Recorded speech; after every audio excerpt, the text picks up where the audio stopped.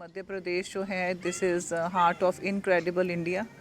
और ये सिर्फ एक लोकेशनल चीज़ नहीं है कि ये इसकी लोकेशन सेंट्रल इंडिया में है तो हम इसको मध्य प्रदेश कहें, बट बिकॉज़ इसमें इतना वाइब्रेंट, इतनी इसमें अलग अलग तरह की आपको डिफरेंट उसमें चीज़ें देखने को मिलती हैं।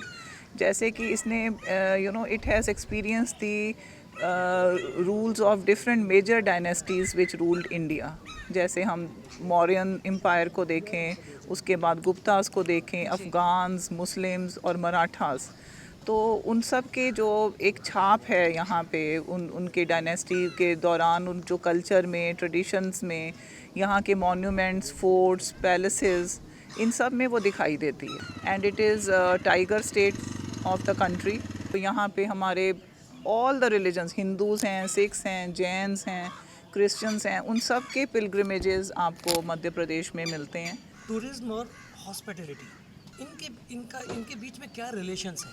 इसका रिलेशन इतना घनिष्ठ है कि आप उसको इस चीज़ से अंदाज़ा लगाइए कि आपके घर में कभी मेहमान आते हैं जब, तो मेहमान नवाजी का पहला एक गुण होता है कि हमने उनको अच्छे से रखा, उनका खान पान का ध्यान रखा। वही रिश्ता टूरिज़्म एंड हॉस्पिटैलिटी का है। टूरिज्म सेक्टर में मैन पावर को ट्रेन करने के लिए, हॉस्पिटैलिटी प्रोवाइड करने के लिए IGNOU has been working a lot. तो उसमें इग्नू क्या काम कर रहा है, किस तरह का प्रोग्राम से किस प्रकार की ट्रेनिंग आप लोग दे रहे हैं? 3 सर्टिफिकेट प्रोग्राम्स बनाए हैं in the focal areas of front office, housekeeping and F&B service.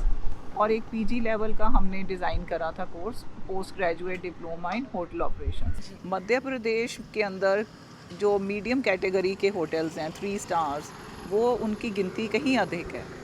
और दूसरा, ये बच्चे यहाँ से डिस्प्लेस होके दूसरे मेट्रोज़ में ना जाएं और उनको लोकली अवेलेबल हम करा सकें एम्प्लॉयमेंट, ये बहुत अच्छी एक कंट्रीब्यूशन रही इग्नू की। हम लोग देख रहे हैं कि यूनेस्को ने कुछ वर्ल्ड हेरिटेज के पॉइंट ऑफ व्यू से ऑलरेडी कुछ डेस्टिनेशंस आइडेंटिफाई किए गए हैं जिनके बारे में हम सब लोगों को मालूम है, लेकिन ये कुछ नए डेस्टिनेशंस जो शायद अभी इतने लोकल पार्लेंस में शायद नोन नहीं है, तो उनके बारे में आप कुछ रोशनी डालें। 3 वर्ल्ड हेरिटेज साइट्स हैं, भीमबेटका है, खजुराहो है जी, और तीसरा हमारा सांची स्तूपास है। क्योंकि नई यंगर जनरेशन को भी इंटरेस्टेड लगे यहाँ पे आना, तो बहुत सारी ऐसी एक्टिविटीज़ को इसमें प्रमोट किया गया है जिसको हम एडवेंचर टूरिज़्म के नाम से हम लोग करते हैं। एक्वा टूरिज़्म जो है, this is a very new concept. उसके अंतर्गत यहाँ पे हमारा हनुमंतिया एक जगह है जिसमें बहुत बड़ा इंदिरा सागर वाटर रिजर्व है। यहाँ पे बहुत सारी हमारी वाइल्ड लाइफ सेंचुरीज़ हैं। उसमें आप बाकी जगहों में भी जैसे अलग अलग होटल्स में रुकते हैं लोग, लॉजेस में रुकते हैं, पर ये एक अलग तरह का एक्सपीरियंस देने के लिए यहाँ पे टेंट्स के अंदर एक जो थ्रिल रहती है, कैंपिंग का जो साइट्स हैं, वो भी ऐसे बहुत सारे बन रहे हैं। चूँकि मध्य प्रदेश आदिवासी बाहुल क्षेत्र है, यहाँ आदिवासी बहुत हैं,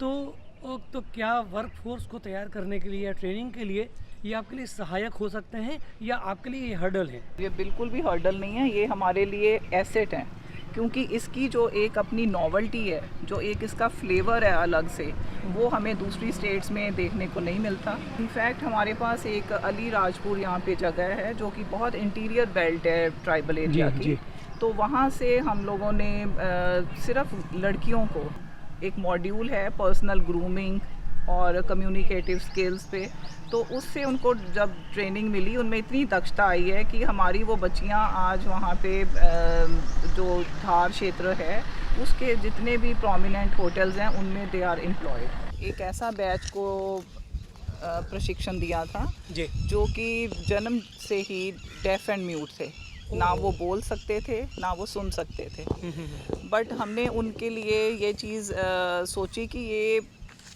ट्रेनिंग अपनी लेके, क्योंकि जैसे हाउसकीपिंग है, हाउसकीपिंग के अंदर ज़्यादा बोलने की ज़रूरत नहीं है, और एक बार बच्चा ट्रेन हो जाए तो उनकी ये वाली लिमिटेशंस उनके किसी भी तरह से उनके काम में नहीं आएंगी, बाधा नहीं बनेंगी। सर्टिफिकेट प्रोग्राम की एलिजिबिलिटी ही 12th है। जी। तो जो ड्रॉप आउट हो जाते हैं बच्चे, वहाँ से आगे नहीं पढ़ सकते हैं, तो उन बच्चों को हम कोशिश करते हैं कि वो इस प्रोग्राम से जुड़ सकें। तो ये सिर्फ थ्योरेटिकल प्रोग्राम नहीं रहते हैं कि आपका क्लासरूम में ही बच्चा सिर्फ थ्योरी समझ रहा है। हम इनकी ट्रेनिंग के लिए बच्चों को होटल्स में जो हैं, एक्चुअल होटल्स में जाके ये लोग अपनी इंडस्ट्रियल ट्रेनिंग करते हैं। हम लोग इसकी बात करते हैं तो लोकल खान पान हो गया, लोकल कल्चर हो गया, इसमें भी कुछ ये टूरिज्म और हॉस्पिटैलिटी मैनेजमेंट के स्टूडेंट कुछ कर पाते हैं इसमें। भोपाल में बेगमों का राज रहा है, तो बहुत सारी ऐसी जो सीक्रेट ट्रेडिशनल रेसिपीज़ हैं जो कि शाही रेसिपीज़ की तरह वो आई हैं, जैसे कि यहाँ के बहुत सारे नॉन वेजिटेरियन ऐसी रेसिपीज़ भी हैं और बहुत सारे डेज़र्ट्स ऐसे हैं जैसे शाही टुकड़ी और सेवइयाँ। मतलब यहाँ कल्चर का भी ब्लेंड है। बहुत सारे आर्ट फॉर्म्स हैं जिन्होंने मध्य प्रदेश को टूरिज़्म के जो मैप में एक प्रोमिनेंट पोजीशन दिलाई है। Khajuraho temple itself is a piece of art, उसको वर्ल्ड फेम मिली हुई है। और उसके बाद वहाँ पे एक बहुत ही पॉपुलर समारोह होता है जिसको हम लोग कहते हैं खजुराहो नृत्य समारोह। उसमें हर साल वहाँ पे डांस फेस्टिवल होता है। तो गौरिया डांस आपने बताया, ये ट्राइबल लोगों का रहता है, उसमें भी लोग जाते हैं उसको देखने के लिए। पूरे देश में एक ही है, उसका नाम है भारत भवन। भारत भवन में समग्र कलाओं का संकलन आपको देखने को मिलता है। अगर आप यहाँ पर आएंगे तो एक अलग अनुभव, आपको एक अलग एक्सपीरियंस होता है। इसी के साथ साथ यहाँ पर जनजातीय संग्रहालय है। तो जनजातीय संग्रहालय में पूरे देश की जनजातियों का जो संस्कृति है, जो परंपराएं हैं, वहाँ पर उसका प्रदर्शन आपको देखने को मिलता है। भोपाल में मानव संग्रहालय है। भोपाल को संग्रहालयों का शहर भी कहा जाता है।